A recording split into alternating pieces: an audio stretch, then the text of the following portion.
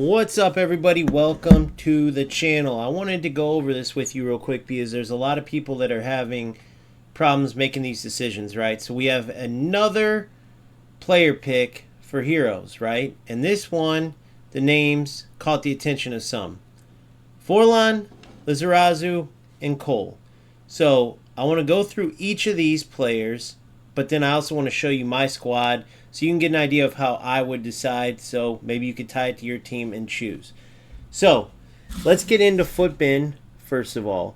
And the biggest thing here is going to be the amount of fodder you have, right? The goal for any players that you might want, positions you might want to fill in if you're holding out for a particular position. Maybe there's a leak. None that I know from the top of my head. I know an icon pack will be coming, though. That's worth noting. And so you have to just decide, is there something you're saving your fodder for? How much do you have? And, of course, what players do you have in your squad now? I'll give you a prime example right here. So Forlan as a striker, definitely not going to come into my squad, right? I have Agumeng, I think is how you pronounce it. If you look here, she is only 3-3, but I just released a video breaking down all the Season 1 Team Pass players, and I already, if you watch it, you know. If not, I already deemed her the best player from that entire pass from all the players. Minu's another great one, but she's 3-3. If you have the Game Changer Plus, give it to her because that helps that weak foot, basically deeming her not having a weak foot. Almost every angle, if she can't take it with her strong foot, she can Travella, right? Her strong foot being her right. So if it's kind of in the middle there, normally where she'd hit a left-footed weaker shot, which, by the way, even before the Game Changer, the 3-star weak foot, you could hardly tell. She's a 5'7" lengthy player, finishes like a beast, makes incredible runs, and just excellent player all around. So why would I go after a Diego Forlan card? Of course not. But I don't think many were necessarily looking at Forlan anywhere. Anyway, Joe Cole, on the other hand, not a bad choice depending on the wingers you have, right?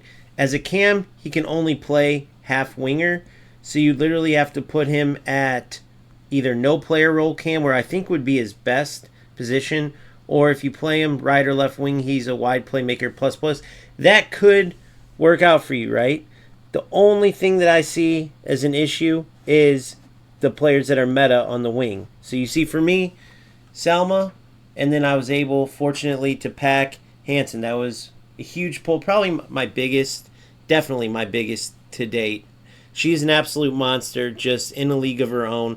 And Salma, she's among the same, only 84 rated, very affordable, but I've had the coins to go above her in rank and in pricier players, but none beat her out. I always come back to her, right? The closest that I've came is Nico Williams, who is a beast in his own right, but just that shiftiness, that small, compact ability of these women this year to just destroy defenders with their lack of ability to keep up jockey-wise. They need to definitely boost the jockeying. But until then, there's no way that, even as good as Joe Cole can be, that I'm going to replace Selma for him. And definitely not replacing Hansen.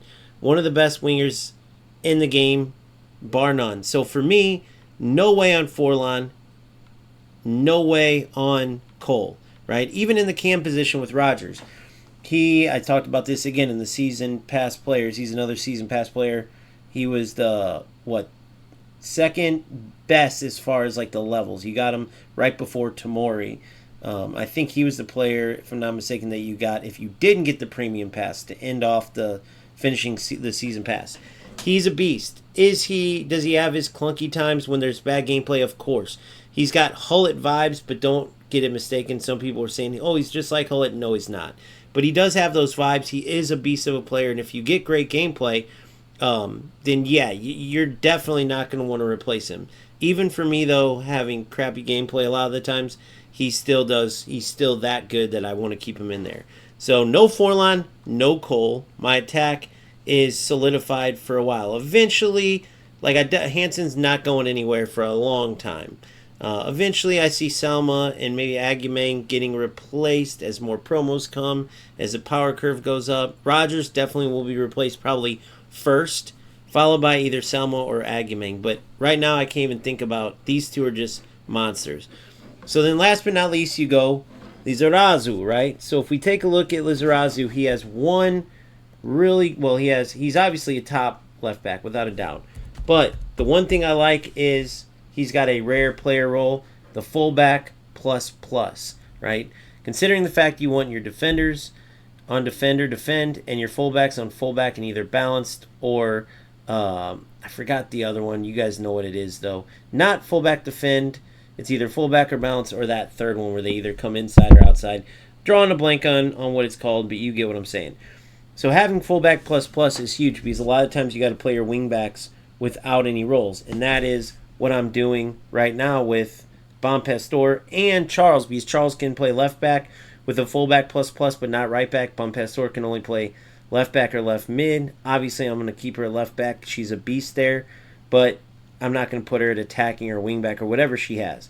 So I have two fullbacks with no roles. They still do great, but having a plus or a plus plus does make a difference in those certain. It's harder to tell this year than last year, especially, but it would be nice to have a wingback like Lizarazu with that fullback plus plus. Great play styles. You see, slide tackle plus isn't the best, but anticipate's excellent. Long ball is definitely good. Underrated for a wingback. I talked about that already. Block is good this year. Quick step is excellent for when he does get the ball going down the wing or just even sprinting up and back down the wing. Whip pass can come in handy, absolutely. Switching fields or if he gets up for a cross. So, and not to mention he's just always a good defender. But this year, with how shifty the attackers are, with the excellent dribbling and lack of jockey, you really need the shiftiest of defenders, which is why I have all women on my back line, and one of two of my CDMs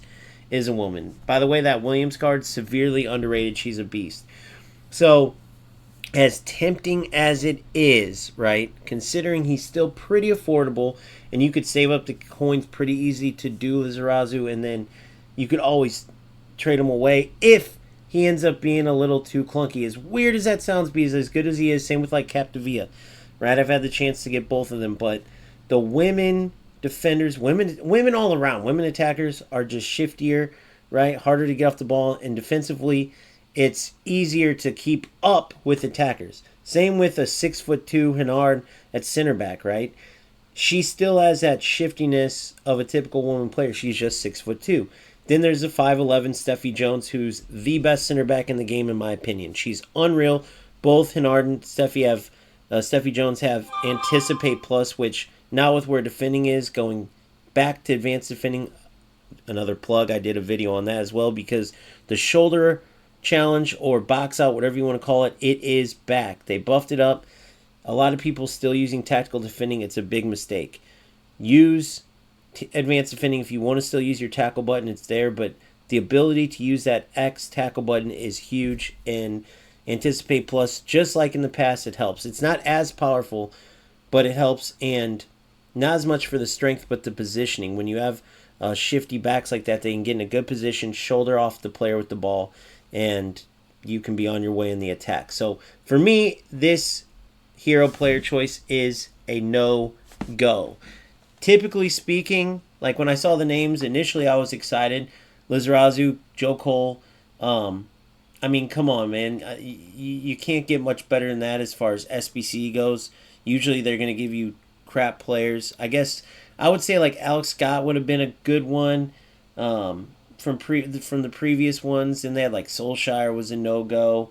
I can't remember all of the players. But this was the best one by far. It's just the fact that the market has crashed so bad, pretty much everybody's gotten a chance to get the players they want. And of course, you got these outrageous, like the Holland and especially the Mbappe SBC. So not that you're going to necessarily say fodder for them. What is there? How many days left? 11 days. So if you haven't done Mbappe yet, I mean, maybe you'll be doing them. But most likely, if you're saving fodder, it's either you have that icon pack in mind or you have a certain position you're saving for.